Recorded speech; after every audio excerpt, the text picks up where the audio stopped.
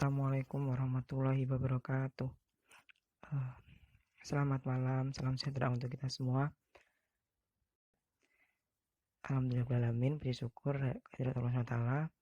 Kita diberi kesehatan untuk mengikuti pelajaran pada malam hari ini. Perkenalkan kami dari kelompok 1. Izinkan kami untuk mempresentasikan hasil diskusi kami terkait dengan pembaharuan dunia Islam dan tokoh-tokoh pembaharuannya. Saya Dimas Adi Nugraha dan nanti rekan saya Rizky Askia akan menjelaskan terkait dengan hal tersebut. Yang pertama, terkait dengan pembaharuan dunia Islam, bahwa pembaharuan itu sendiri berarti update atau modernisasi. Tajdid atau pembaharuan ini di sini mencerminkan suatu tradisi yang berlanjut, yaitu suatu upaya menghidupkan kembali keimanan beserta praktik-praktik Islam dalam komunitas kaum muslimin. Pembaruan dalam Islam bukan dalam hal menyangkut dasar atau fundamental ajaran Islam. Artinya bahwa pembaruan Islam bukan dimaksudkan untuk mengubah, modifikasi atau merevisi nilai-nilai Islam supaya sesuai dengan perkembangan zaman atau selera zaman. Melainkan pembaruan di sini lebih terkait dengan penafsiran terhadap ajaran dasar agar sesuai dengan kebutuhan. Ada dua faktor yang mendasari kenapa pembaharuan ini penting untuk kemudian dilakukan. Yang pertama adalah faktor internal atau faktor ajaran Islam itu sendiri. Rasulullah SAW bersabda, sesungguhnya Allah akan mengutus untuk umat ini pada setiap 100 tahun orang yang akan memperbaharui agamanya. Hadis riwayat Abu Dawud. Dari hadis tersebut berarti bahwa gerakan pembaharuan dalam Islam tidak akan pernah berhenti. Ketika Islam yang dipahami oleh umat untuk memenuhi kehidupan di masanya tidak lagi memadai untuk kehidupan sekarang, maka gerakan pembaharuan akan muncul ke permukaan sebagai bentuk respon. Kemudian yang kedua adalah faktor eksternal. Faktor yang melatar belakangnya adanya suatu tindakan dalam pembaharuan, khususnya dalam dunia modern.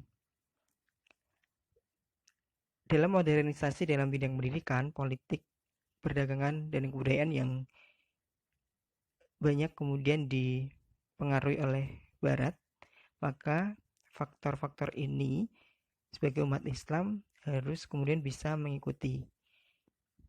Dari kedua faktor tersebut, maka gerakan pembaharuan bagi umat Islam penting untuk kemudian dilakukan. Selanjutnya adalah tokoh pembaharuan dunia Islam. Yang pertama, Jamaluddin Al-Afghani. Beliau lahir di Asadabad, Afghanistan pada tahun 1839 dan wafat pada tahun 1897 Masehi di Iran dalam status tahanan politik. Beliau dikenal sebagai seorang pejuang yang egaliter, di mana berjuang untuk memperjuangkan persamaan antara laki-laki dan perempuan, karena pada saat itu perempuan dipandang sebelah mata. Pokok-pokok pemikiran Jamaluddin Al-Afghani yaitu adalah bangkitkan kesadaran berpolitik, melawan absolutisme, lengkapi diri dengan sains teknologi modern, kembali pada Islam yang sebenarnya, menghidupkan akidah Islam sebagai akidah komprehensif, melawan kolonialisme, tegakkan persatuan Islam, infuskan ruh jihad ke jasad masyarakat Islam, dan menghilangkan rasa rendah diri dan rasa takut terhadap Barat. Kemudian yang kedua adalah Al-Tahtawi. Al-Tahtawi beliau lahir di Mesir ya.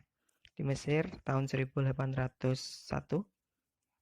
Lebih tepatnya di selatan kota Mesir. Beliau adalah pembaharu dalam Islam pada pertengahan permulaan abad 19. Pendidikan dasar mesti bersifat universal dan sama bentuknya untuk segala golongan.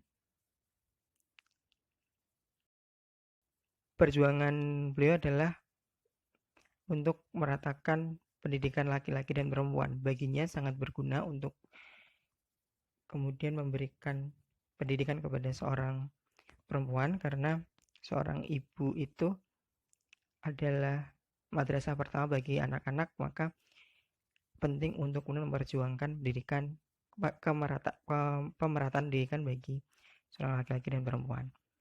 Dan yang ketiga, Muhammad Abduh.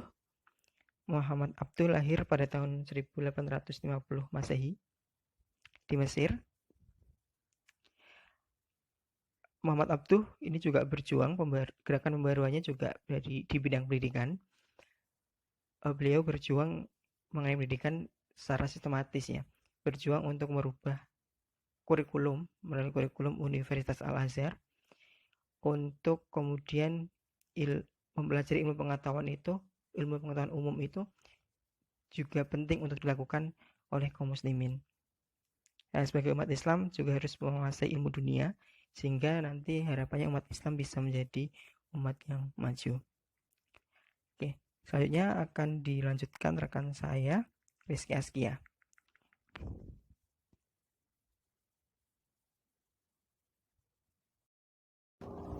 Baik, saya akan melanjutkan untuk tokoh pembaruan Islam yang keempat ada Rashid Ridho ya.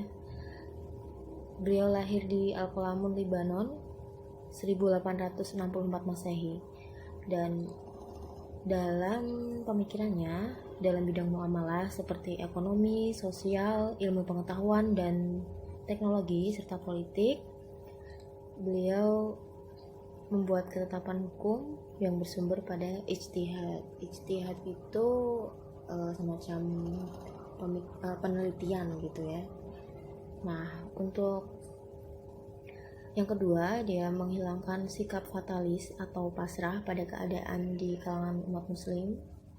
Pasrah itu tidak disarankan dalam Islam ya. Tawakal ada, tapi pasrah sebelum berusaha itu yang nggak ada.